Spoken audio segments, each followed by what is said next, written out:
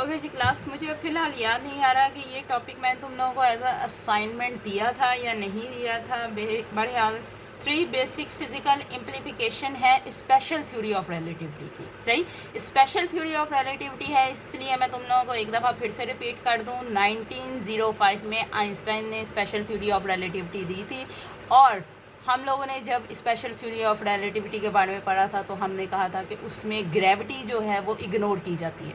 ठीक, अब इस सारी चीज़ को ध्यान में रखते हुए हम लोग उसमें टॉपिक डिस्कस करने लगे हैं टाइम डिलेशन का। टाइम में जो चेंज आएगा उसके बारे में आइंस्टाइन साहब ने क्या किया हुआ है। सही, अकॉर्डिंग टू आइंस्टाइन, मतलब उनकी बातों से जो चीज़ सम अप होती है, moving clocks are measured to be ticked more slowly than an observer stationary clock.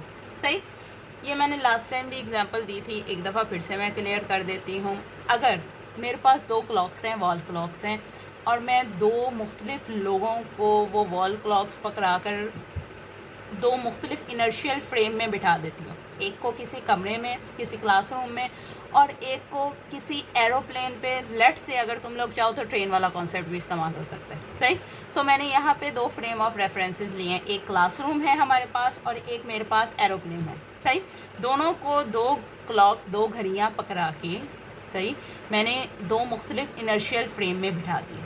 सही, अब एक बात, जो कि क्लासरूम में बैठा हुआ है वो बेसिकली स्टेशनरी कंडीशन का ऑब्जर्वर है। सही, और जो कि प्लेन में बैठा हुआ है वो मूविंग क्लॉक वाला स्टेज है। सही, इस कॉन्सेप्ट को अगर यहाँ से फिर से पढ़ें, मूविंग क्लॉक मतलब प्लेन में जो क्लॉक है, are measured to be ticked more slowly, मतलब जो प्लेन वाली घड़ी है वो आहिस्ता चलेगी एज कंपेयर टू वो वाली क्लॉक के जो कि किसी क्लासरूम में पड़ी होगी। सही, ये आइंस्टाइन की टाइम डिलेशन थ्योरी कहती है। ठीक, अगली बात, अगर इसका मैथमेटिकल टर्मिनोलॉजी देखें, लॉरेंस ट्रांसफॉर्मेशन, लास्ट टाइम जो स्लाइड्स दी थी उसके जो एंड पे जो हमारे पास इक्वेशन आई थी उसमें ये टी डैश की ये रिलेशन थी। सही, जिसमें हम लोगों ने गैमा फंक्शन को कुछ इस तरह से डिफाइन किया था, 1 माइनस बी स्क्वायर ओवर सी स्क्वायर अंडर रूट। सही, सो ये इक्वेशन इसके पास थी। अब अगर मेरे पास 2 मुख्तलिफ टाइम्स की रीडिंग है, लेट से T1 T2। सही, अब यहाँ पे अगर T1 प्राइम है सो ये भी T1, T2 प्राइम T2, यहाँ पे जो पोजीशन है वो रिमेन सेम है। ठीक, ओके जी। अब अगर T2 माइनस T1 प्राइम करते हैं सो ये वाली टर्म में से ये वाली टर्म माइनस होगी। ठीक, और अगर इसकी कैलकुलेशन चेक की जाए तो हमारे पास T2 minus T1 basically variation change आ रहा है, उसको डेल टी प्राइम से शो कर सकते हैं। सही, which is basically equal to gamma, मैंने कॉमन ले लिया है, और ये चीज़, ये दोनों कैंसिल हो जाएंगे, हमारे पास ये चीज़ आ जाती है। ठीक, अभी गैमा का फंक्शन की वैल्यू बताई हुई थी, बेशक इसको इस तरह से लिख लो, कई जगह पे बुक्स में तुम्हें अक्सर V/C के लिए बीटा की टर्म इस्तेमाल होती लगेगी, तो वहाँ पे तुम ये लिख सकते हो। सो हमारे पास ये इक्वेशन आ गई है कि टाइम डिलेशन, अगर 2 ऑब्जेक्ट्स में टाइम डिलेशन आ रहा है तो वो उसका जो फैक्टर बनेगा वो किस तरह का बनेगा।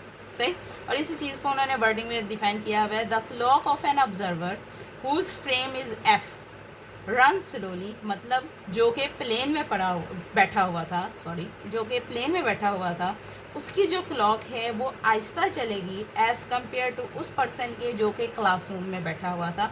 और इन दोनों के टाइम्स के दरमियान जो फैक्टर, जो चेंज का फैक्टर आ रहा है वो इसके बराबर है, 1 minus beta square under root. Right, इसी तरह से हम लोगों ने लेंथ कॉन्ट्रैक्शन की बात की है। सही, according to special relativity, objects are measured to be shortened in the direction that they are moving with respect to the observer। जिस डायरेक्शन में तुम लोग मूव कर रहे होगे वहाँ पे जो डिस्टेंस है वो कम हो जाएगा as compare to other observer.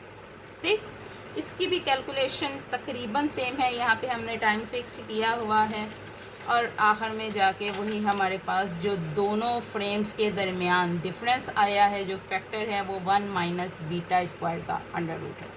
ठीक, 2 हम लोगों ने डिस्कस कर लिए हैं, थर्ड वन नेक्स्ट वीडियो में। Thank you.